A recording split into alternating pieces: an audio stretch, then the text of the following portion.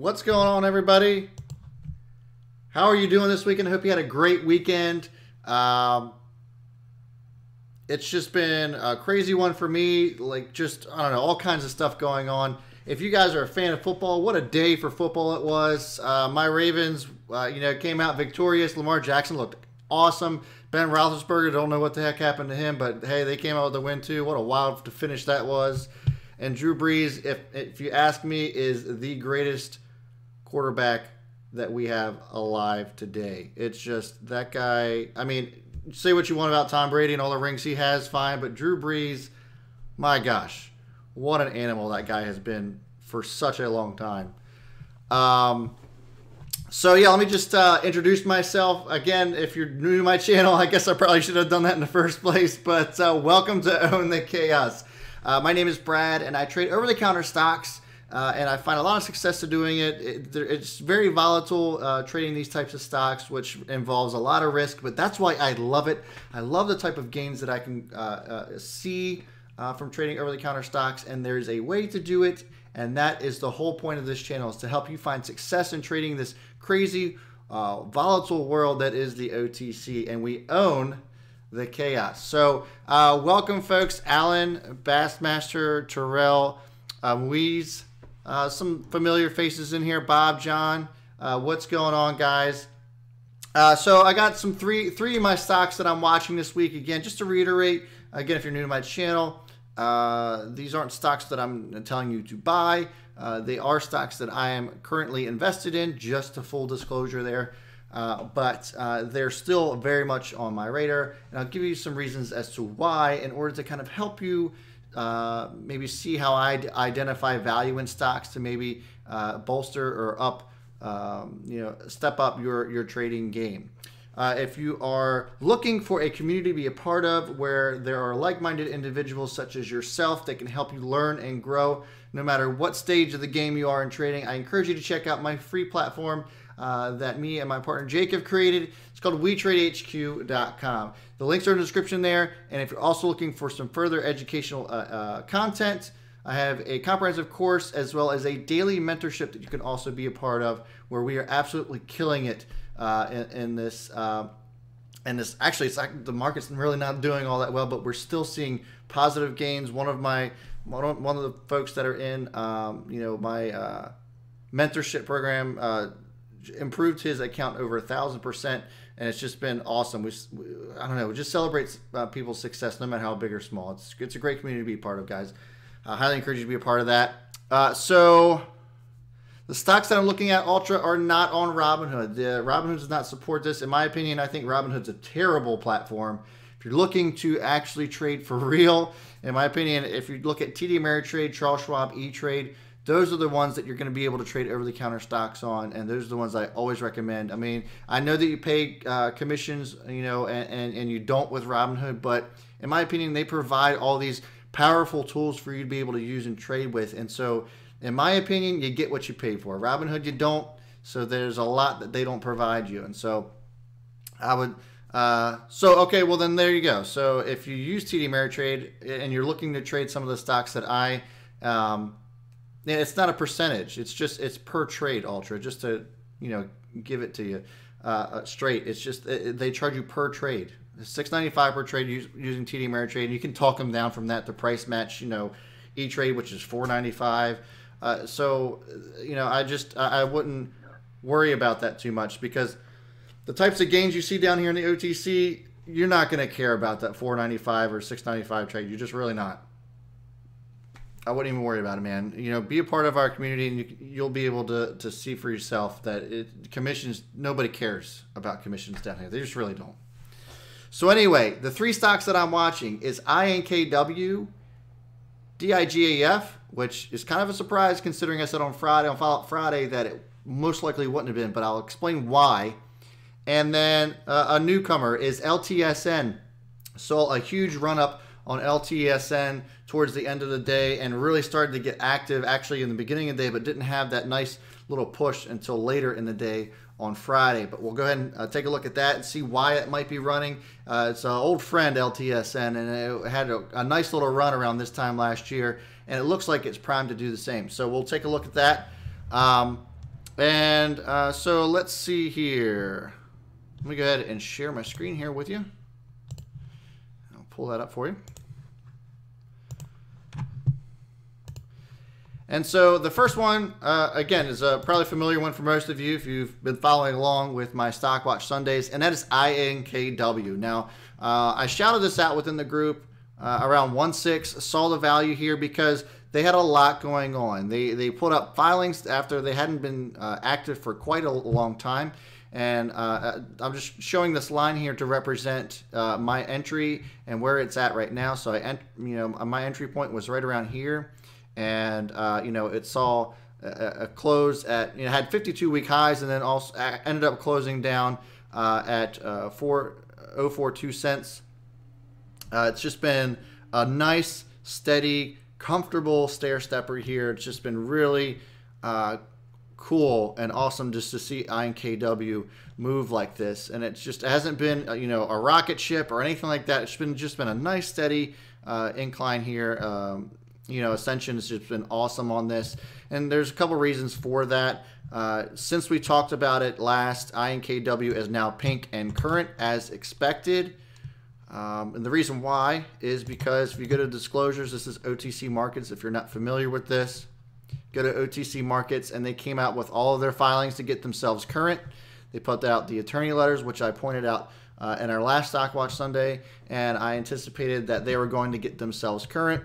They had to correct a couple things on their attorney letter apparently, and they did, and now they are current. Now, the reason why I think, in my opinion, the reason why I think that INKW is primed to have something happen with it as far as a catalyst is concerned is because, I've already shown you a lot of DD, right? They have a website that's getting ready to come out. We saw that sneaky little pot leaf that they had within that little light bulb on their new website. So I think it's probably going to be directed towards that. Now, the reason why I think they're going to have some sort of catalyst here in the near future is because companies don't get themselves current. They don't get themselves reinstated. They don't do all this stuff for nothing. INKW, they went through, there's a life cycle of a shell. You get reinstated, then you get yourself current by submitting all of your filings. You get that attorney letter in to get yourself current. Now you're pink current. Now you can tell the world what it is that you've been up to, what you're looking to get into. And that is the typical cycle of reviving a shell. And so that's kind of where INKW has started. They got themselves reinstated with New York.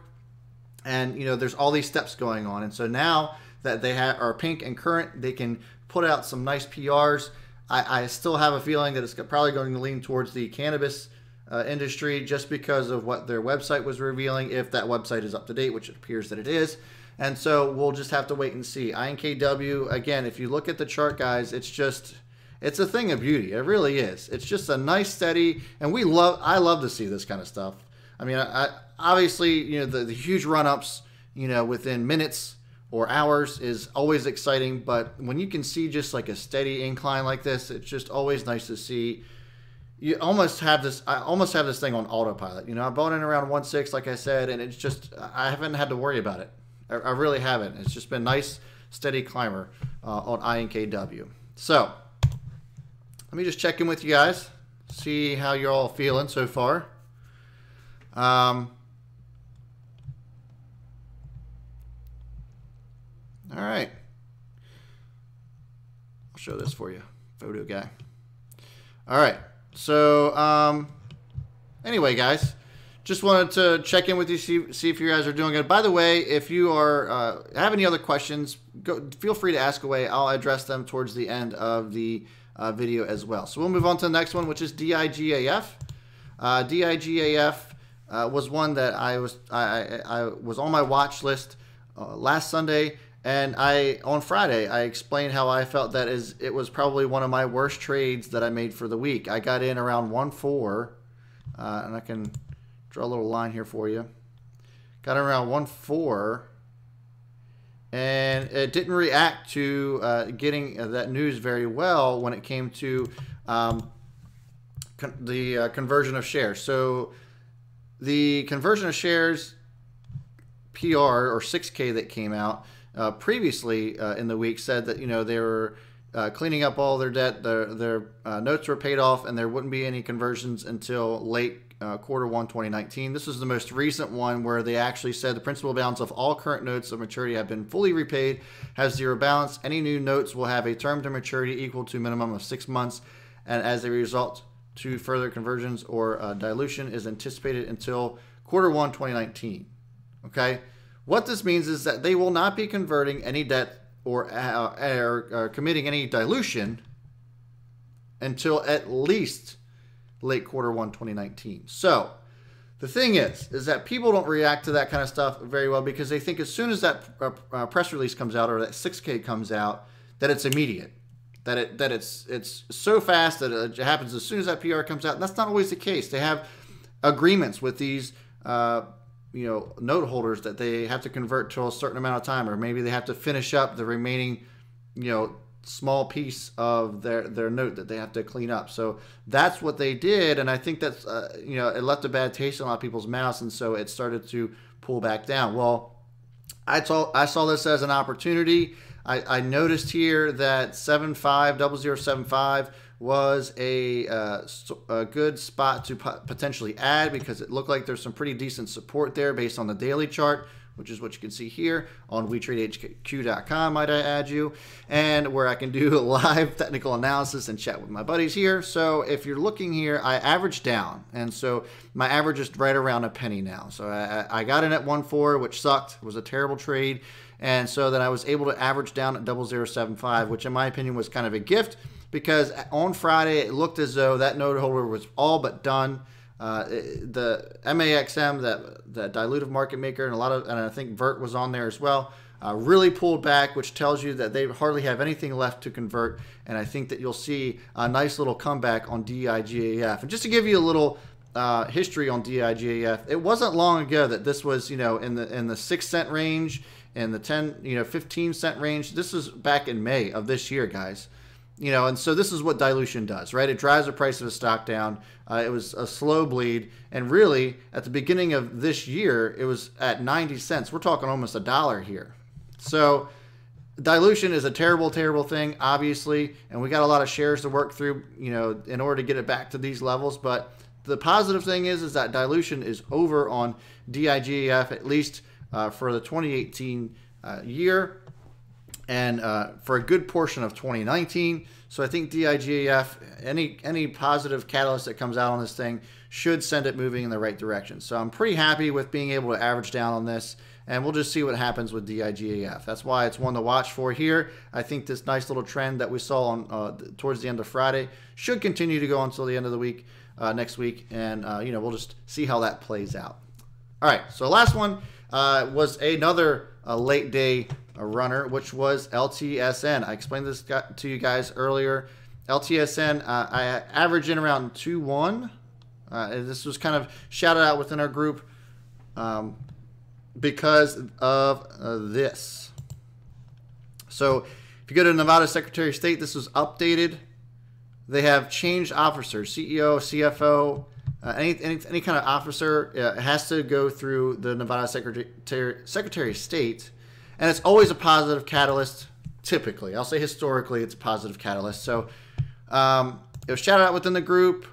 People started noticing a huge increase in volume. So right now, I'm up pretty I'm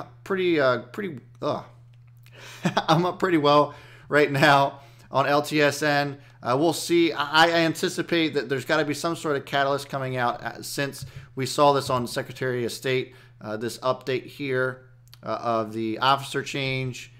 We'll see what happens.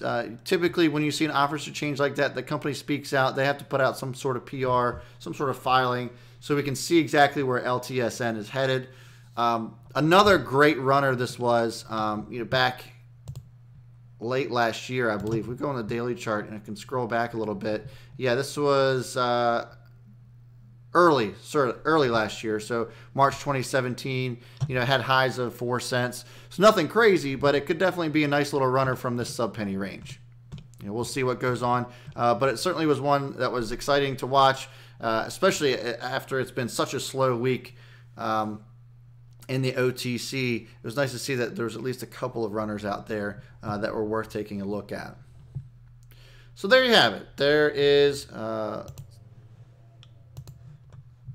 3 stocks that I'm watching this week. Again, it's not something that I'm telling you that you have to buy or that you have to sell or that you have to get into this if you really want to make some money.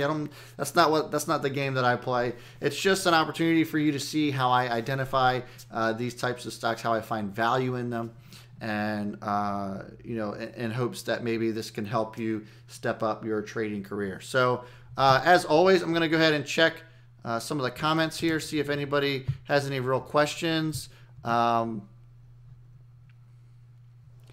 SHMP, I mean, SHMP was kind of hilarious to me. Look, the news on that, I'm not going to pull it up, but just to kind of give you a backstory, you can look it up yourself if you're not familiar with SHMP. They had a PR about some sort of breakthrough on their shrimp farming, and all of a sudden people were all about it. So no, I don't think SHMP had a sustainable run, in my opinion, at all. I think it was kind of silly. They're just messing around with shrimp. I just don't get it. AFTC, yeah, it's been kind of a letdown. Just hasn't been going. Nothing's been going on with it so far. It's just been kind of one of those things where we're just waiting around. It's a long waiting game. I think AFTC definitely still has the potential there. It's just something you have to be really patient with, and it looks as if some folks are starting to lose patience with it at this point. Have not read the transcript on CMGO. Maybe it's something we'll look at later in the week. Let's see here. CNHC custodianship was granted. Reinstatement coming sooner than later, hopefully. Yeah, I'm not sure about CNHC. It's been kind of up and down. They got a lot to work through as far as share structure is concerned. NHPI, yeah, that thing ran like crazy over the last several weeks. Something that I missed out on. Yeah, so that's kind of the sentiment that I got to, photo guy, on SHMP. Sometimes some of the stuff that runs on this stuff. Remember BGFT? If you guys have been following the OTC for a while, if any of my normal guys in here, BGFT literally was a stock dedicated to chasing Bigfoot, and people were buying the hell out of it. I mean, I don't understand why people buy some of the bullshit that they buy, but good God, what, really, Bigfoot? It's unbelievable. Yeah, Alan made money on it, which is crazy. I mean, trade the trade. Do whatever you want. You know, if the momentum's there, fine. But, really? Bigfoot? But, anyway, looks like we're all good. I hope you guys got something out of this. If you're visiting for the first time, if you're checking out my channel, I know that we were a little wishy-washy there in the beginning, but this is just kind of how our community is. We're one big family. I'm not trying to pump myself up like I'm some, you know, great, amazing guru trader. I do find success in doing this. This is my full-time job. I love trading. It is ingrained in me at this point. I'll be doing it on my deathbed, and it's just, I know, I just want to be able to provide an opportunity for people who are looking to get into the stock market and trade, that there's another way to do it out there. And, you know, if you're looking to be your own boss and work wherever you want, well, there's not a better place to learn than here at We Trade HQ. So if you're looking to step up your career and just be part of a welcoming community that can help you become a better trader and achieve some of those freedoms that you're looking to obtain through trading in the stock market, then I think that We Trade HQ has what you need. So links are in the description to check out We Trade HQ. It doesn't cost you anything to join. You can check it out, and just a really great community to be part of. So with that, guys, for my mentorship folks, I will see you at 9 a.m. As for the rest of you, I'll catch you all before the bell. So with that, guys, B Smith is out. Have a great weekend. See ya.